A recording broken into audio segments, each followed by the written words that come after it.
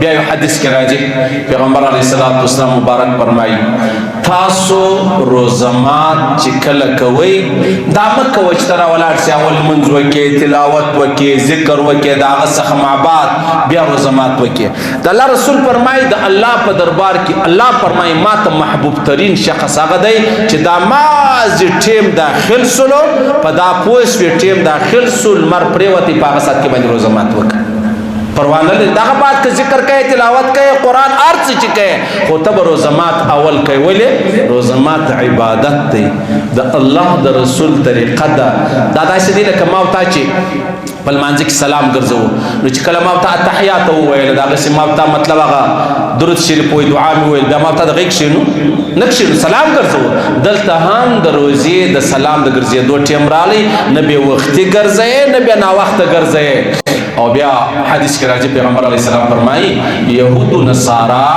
روزې ناوخته ماتوي یهود نصارا روزې ناوخته ماتوي نو لحاظ زما امت چې دی هغه به تر هغه ساعته غالب وي چې ته د روزې خیال وساتي او روزه پر خپل ټیم باندې ماته کړي پیغمبر علیه السلام فرمایي ما یو سړی ولیدی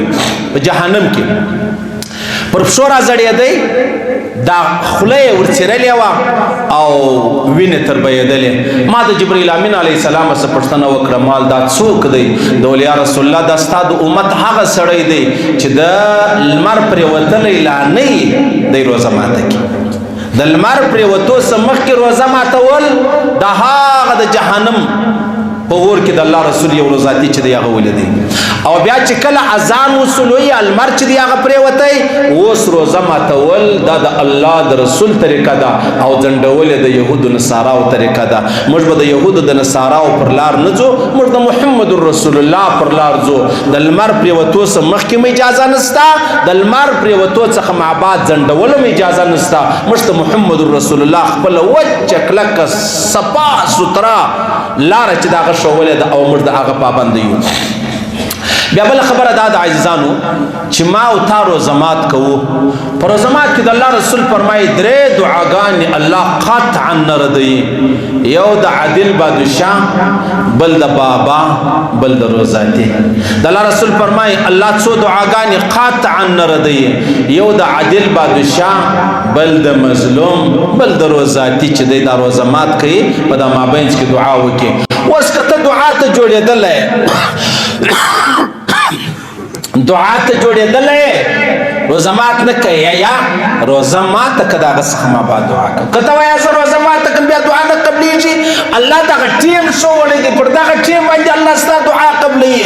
دا ستا چې کله د روزه مات شوي 5 منټه مخکې کښېنستې خپله دعا شروع کړه ټیم پرستو دعا روزه ماته که بیا خپله دعا پسې کوه د الله رسول فرمایي دا دعا الله قطعا نه ردوي الله دې موږ ټولو ته رانصیب کړي الله دې موږ ټولو ته رانصیب کړي الله دې دې روزې قدر موږ ته رانصیب کړي د روزې احترام تنوي صاحب فرمایي یو کافر و د هغه زوی مطلب دا کافر مړ شو چې مړ سو بیا چا په خوب ولیدي الله ډېر ښه مطلب جنت ورکړی و ډېر انعامونه نعمتونه چا پوښتنه ته خو کافر یې هغه ویلی ول د روزې په میاشته کې ما زما زوی ته ویل ما د مسلمانانو پر مخ خوراک مه کوه د دوی روزه ده د دوی د روزې خیال وساته وایي الله رب العزت چې زه کله مړ کېدم ما ته ایمان و اسلام و کلمه را نصیب کړله ګوره یو کافر د روزې احترام وکړي الله کلمه ور نصیب کوي او که یو مسلمان د روزې بې احترامي وکړي د هغه سره بیا څه معامله کېږي الله دې موږ ته احترام را نصیب کړي الله دې موږ ته احترام را نصیب کړي بله دا خبره هم ختم شوه عزیزانو بله خبره دا ده د الله رسول فرمایي که چیرې یو سړی راولاړ سو یوه روزاتي ته یا خورما یا اوبه یا بل شی ورکړي د روزه مات دپاره هغه روزه ورباندې ماته که صحیح حدیث ترمذي حدیث دی د الله رسول فرمایي چې څومره ثوابونه الله و دې روزاتي ته ورکوي و تا ته الله رب العزت د دې روزاتي څو ثواب دي د هغومره ثوابونه الله ستا په عملنامه کې لیکي سلمان فارسی پوښتنه وکړه ول یا رسول الله نو په مشتخوار سړی وس نه لري چې د چا د روزه مات ترتیب چې دی هغه برابر کړي د الله رسول ورته فرمایلی یو غړپ اوبه کېږي که نه کېږي بالکل صحیح یو غړپ اوبه شیدې شلومبې شربت یوه ګوله ډوډۍ یوه پکوړه یا پلانی د الله رسول فرمایي چې څومره اجرونه الله دې روزاتي ته ورکوي د هومره اجرونه الله ستا په عملنامه کې بدلي کوي د ده د عملنامې څه نه کمیږي چې ته ما ته ګیلاس اوبه راکوې زوم یا بیا زما د روژې ثوابونه خرابېږي یا لږېږي نه زما ثوابونه هغومره دي خو هغومره الله و تا ته پر دا یوه ګیلاس اوبو باندې درکوي بیا حدیث کې راځي پیغمبر علیه السلام مبارک فرمایي د الله رسول فرمایي وایي چې کله ته راولاړ شې یو مؤمن ته مسلمان ته د روژه مات لپاره شی ورکې یوه کجوره دې ورکړه خرما دې ورکړه یوه ډوډۍ دې ورکړه نیمه ډوډۍ دې ورکړله دا الله رب العزت ستا د تېرې شوي ټولو ګناهو مغفرت چې دی هغه جوړوي دا یو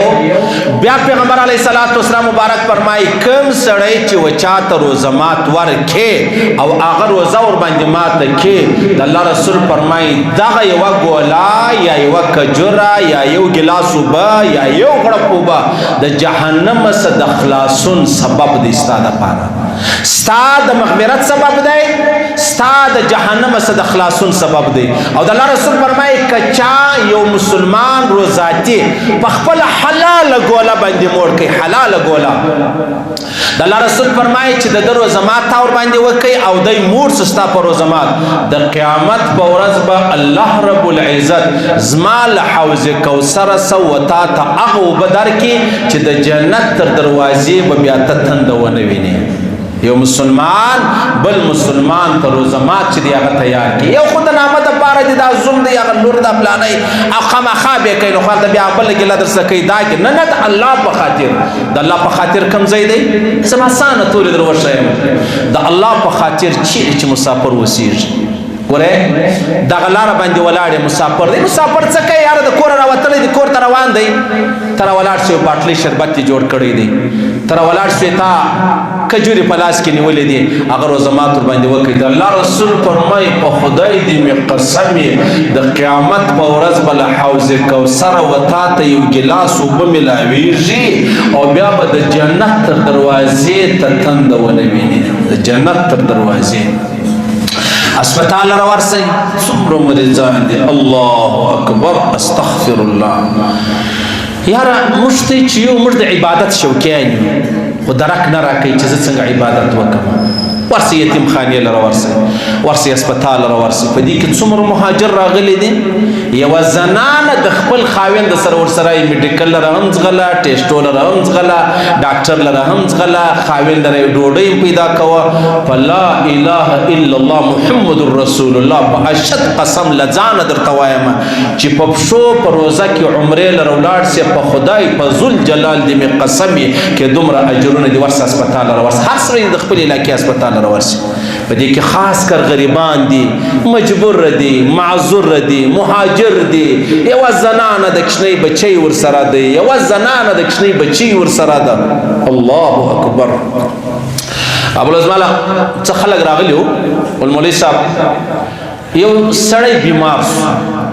چې بیمار سو نو را روان سو د قندهار څخه کراچي تلل چې تلل نو پر لارې باندې پولیس والا ونیول اب چوکۍ شاخوا چې ونیول وچه کلکه پریشاني سوه چې روپۍ به راکوي روپۍ خو زه نه لرم بیمار یم یا نشي کېدلی ډاکټر صاحب ته یې ورواچوي ډاکټر صاحب ته چې ورواچوي وروره بویه تی په جیل کې زنانه پاته سوه زنانه چغې وایي نارې وایي خیر بیا سړي ول زه پر پیټ شولم بیا مې مطلب الاوال سره وکړي په افغانستان کې او د کوم ځای ولا بیا مې راوسته خپل کور لره بیا نو سړی ورک شو نو ورک درې زنانه په کور کې راته ناسته د مریض ورک شو نو دونه پسې وګرځېدم مې یو ځای پیدا کړ چې پیدا مې کوي په اسپتال کې ولو ناجوړو خانه یې خرابه وله بس څو ورځې لا ورلم راتلم وراتلم پره بیا نور پرېښولم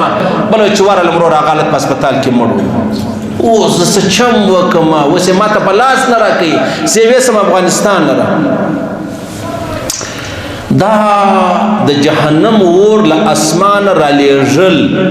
دا بده خبره ده چې الله یې راوستی پر موږ باندې پیغمبر علیه السلام مبارک فرمایي وای چې کله د روزې میاشت را نوي سي الله رب العزت دې فرشتو ته فرمایي تاسو ذکر بس کړئ. او ای الله نو موږ څه وکړو چې موږ ذکر بس کړو نو موږ وکړو څه؟ لمونځ نسو کولی، زکات نسو کولی، روزه زموږ سره تعلق نه لري. موږ به څه کوو؟ موږ به ذکر د الله جل جلاله کوو.